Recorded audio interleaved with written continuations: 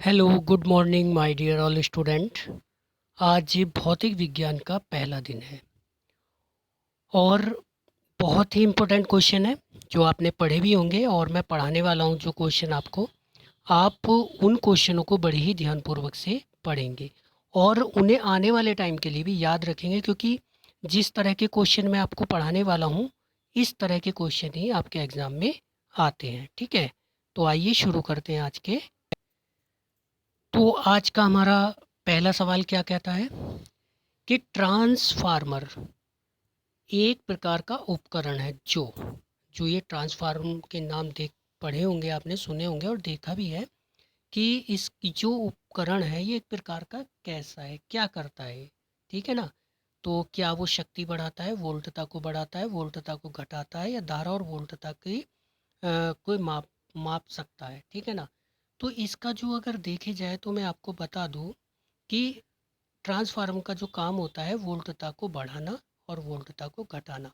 Option number 2 और 3 आपका सही हो जाएगा। ऑप्शन नंबर सी आपका राइट आंसर हो जाएगा। ठीक है। क्वेश्चन नंबर 2 की बात कर लेते हैं। क्वेश्चन नंबर 2 में पूछा है CFL, जो घर में लाइटें आप देखते हैं, और LED, ठीक है ना, लैंप में क्या अंतर है, इन दोनों में क्या अंतर है। तो इन दोनों का क्या अंतर है मैं आपको बता देता हूँ। केवल और केवल इसका जो राइट आंसर होगा कि प्रकाश उत्पन्न करने में CFL पारा वाष्प और संदीपक का प्रयोग करता है, जबकि LED लैंप अर्धचालक पदार्थ का प्रयोग करता है। केवल इसका एक ही सही है, ना कि ये। ठीक है ना। तो इसका ऑप्शन नंबर ए आपका राइट आंसर हो जाएगा। क्वेश्चन नंबर 3 की बात कर लेते हैं। क्वेश्चन नंबर 3 में कहा है कि निम्नलिखित युग्मों में कौन सा साधारण टॉर्च सेल के टर्मिनल को बनाता है। ठीक है ना। तो आपको याद रखना है जिंक कार्बन। जिंक कार्बन जो है साधारण टॉर्च सेल के टर्मिनल को बनाता है। ऑप्शन नंबर ए आपका राइट आंसर हो जाएगा। ठीक है। क्वेश्चन नंबर 4 की बात कर लेते हैं। क्वेश्चन नंबर 4 है कि स्पेक्ट्रमों के निम्नलिखित भागों पर विचार कीजिए। उसने दृश्य, अवरक्त, पराबैंगनी और सूक्ष्म ये तरंग दी है। उसने बोला है कि तरंग दैर्ध्य के बढ़ते हुए क्रम को निम्नलिखित में से कौन सा सही क्रम है, हमें बढ़ता हुआ क्रम लिखना है। ठीक है ना। तो इसका जो है बढ़ता हुआ क्रम कौन सा होगा देख लेते हैं। पहले नंबर 3 आएगा, ठीक है ना, पराबैंगनी। फिर नंबर 1 आएगा दृश्य, ठीक है ना। फिर नंबर 2 आएगा अवरक्त और फिर नंबर 4 आएगा सूक्ष्म तरंग। तो इसका राइट आंसर क्या आ जाएगा, ऑप्शन नंबर डी आपका राइट आंसर हो जाएगा। ठीक है। क्वेश्चन नंबर 5 की बात कर लेते हैं। देखिए क्वेश्चन नंबर 5 जो है हमारे जीवीडी एग्जाम में आया हुआ है। वैज्ञानिक जिन्होंने सर्वप्रथम खोज की पृथ्वी सूर्य के चारों ओर घूमती है, वह कौन सा वैज्ञानिक है जिसने ये खोज कर दी थी कि पृथ्वी सूर्य के चारों ओर घूमती है। तो वो है कोपरनिकस। ऑप्शन नंबर सी आपको याद रखना है। ठीक है। क्वेश्चन नंबर 6 की बात कर लेते हैं। क्वेश्चन नंबर 6 हमारा कि किसी आवर्ती लोलक सॉरी दोलक किसी आवर्ती दोलक के लिए संवेग P तथा विस्थापन Q के मध्य ग्राफ कैसा है। ठीक है ना।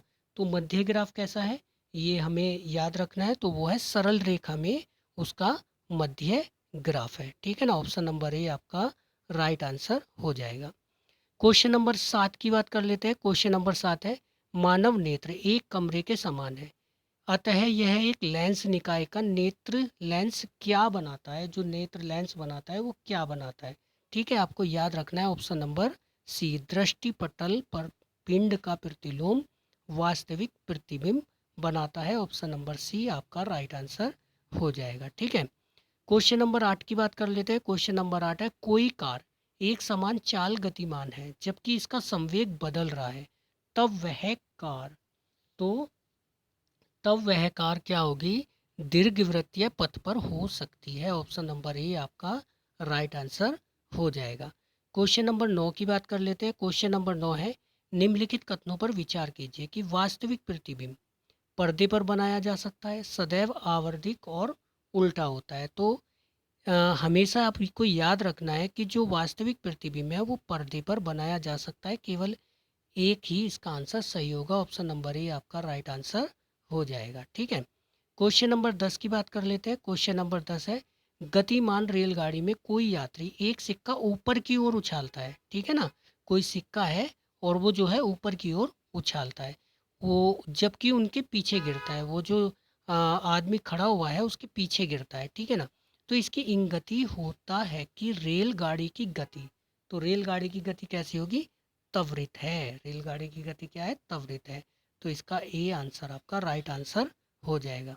तो कुल मिला के आपके ये 10 क्वेश्चन हो चुके हैं। आप इन 10 के 10 क्वेश्चन को नोट करेंगे और इन क्वेश्चनों को बड़े ही ध्यानपूर्वक देखें, क्योंकि आप इतने इजी मत समझना क्वेश्चनों को, बहुत ही ध्यानपूर्वक आपको इन क्वेश्चनों को याद करना पड़ेगा, तब ही जाके इनके आंसर याद होंगे, ठीक है ना। तो आज के 10 क्वेश्चन आप अपनी नोटबुक में नोट कर लेना और इनको ध्यानपूर्वक से याद कर लेना। Okay, thank you.